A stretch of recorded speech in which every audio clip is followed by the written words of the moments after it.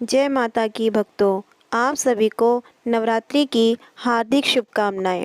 आइए जानते हैं नवरात्रि के पहले दिन नवरात्रि कलश स्थापना विधि और सामग्री के बारे में विस्तार से। नवरात्रि के पहले दिन सूर्योदय से पहले उठकर स्नान आदि से निवृत्त होकर साफ कपड़े पहने। इसके बाद चौकी को गंगा जल से साफ करके माँ दुर्गा की प्रतिमा या फोटो को स्थापित करें। इसके बाद कलश स्थापना करें और माँ शैलपुत्री का ध्यान करें और व्रत का संकल्प लें। इसके बाद माता को रोली चावल लगाएं और सफ़ेद फूल माँ को चढ़ाएं। फिर सफ़ेद वस्त्र माँ को अर्पित करें। माँ के सामने धूप दीप जलाएं। देसी घी के दीपक से आरती उतारें। शैलपुत्री माता की कथा, दुर्गा चालीसा, दुर्गा स्तुति या दुर्गा सप्तशती का पाठ करें। जयकारों के साथ पूजा संपन्न करें और माँ को भोग लगाएं। इसके बाद सायंकाल के समय माँ की आरती करें और ध्यान करें। आइए जानते हैं माँ के स्वरूप के बारे में। माँ शैलपुत्री पर्वतराज हिमालय की पुत्री हैं। माँ के एक हाथ में त्रिशूल और दूसरे हाथ में कमल का पुष्प है। यह नंदी नामक बैल पर सवार संपूर्ण हिमालय पर विराजमान है, इसलिए इनको वृषारूढ़ा और उमा के नाम से भी जाना जाता है। यह वृषभ वाहन शिवा का ही स्वरूप है।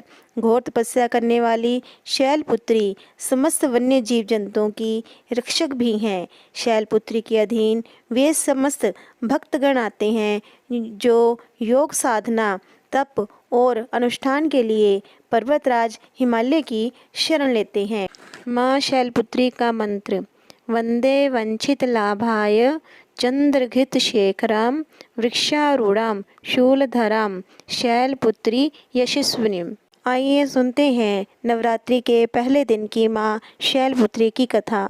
आज नवरात्रि का पहला दिन है व इस दिन माँ शैलपुत्री का पूजन किया जाता है। कहते हैं कि नवरात्रि के पूरे 9 दिनों तक माँ के 9 अलग अलग रूपों की पूजा की जाती है।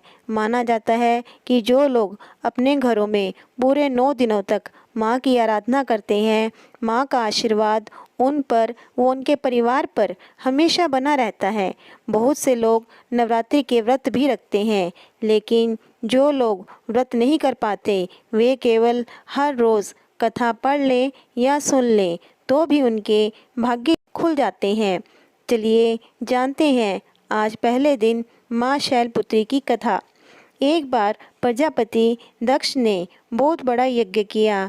इसमें उन्होंने सारे देवताओं को अपना अपना यज्ञ भाग प्राप्त करने के लिए निमंत्रित किया, लेकिन शंकर जी को उन्होंने इस यज्ञ में निमंत्रित नहीं किया। सती ने जब सुना कि उनके पिता एक अत्यंत विशाल यज्ञ का अनुष्ठान कर रहे हैं, तब वहां जाने के लिए उनका मन विकल हो उठा। अपनी यह इच्छा उन्होंने शंकर जी को बताई। सारी बातों पर विचार करने के बाद उन्होंने कहा, प्रजापति दक्ष किसी कारण से हमसे नाराज़ हैं। अपने यज्ञ में उन्होंने सारे देवताओं को निमंत्रित किया है, उनके यज्ञ भाग भी उन्हें समर्पित किए हैं, लेकिन हमें जानबूझकर नहीं बुलाया है, कोई सूचना तक नहीं भेजी है। ऐसी स्थिति में तुम्हारा वहां जाना सही नहीं होगा। शंकर जी के यह कहने से भी सती नहीं मानी। उनका प्रबल आग्रह देखकर भगवान शंकर जी ने उन्हें वहां जाने की अनुमति दे दी। सती ने पिता के घर पहुंचकर देखा कि कोई भी उनसे आदर और प्रेम के साथ बातचीत नहीं कर रहा है। केवल उनकी माता ने स्नेह से उन्हें गले लगाया। बहनों की बातों में व्यंग्य और उपहास के भाव भरे हुए थे। परिजनों के इस व्यवहार से उनके मन को बहुत दुख पहुंचा। यह सब देखकर सती का हृदय क्षोभ, ग्लानि और क्रोध से संतप्त हो उठा। उन्होंने सोचा, भगवान शंकर की बात ना मानकर यहाँ आकर मैंने बहुत बड़ी गलती की है। वे अपने पति भगवान शंकर के इस अपमान को सहन ना कर सकी। क्षोभ, ग्लानि और क्रोध में उन्होंने खुद को यज्ञ की अग्नि में भस्म कर लिया।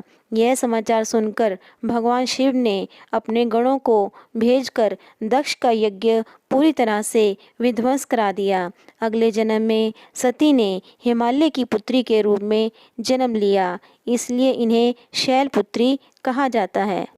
कथा समाप्त। अगर आपको मेरी कथा अच्छी लगी हो तो इसे लाइक और शेयर करें और मेरे चैनल को सब्सक्राइब भी करें और कमेंट बॉक्स में जय माता की लिखें।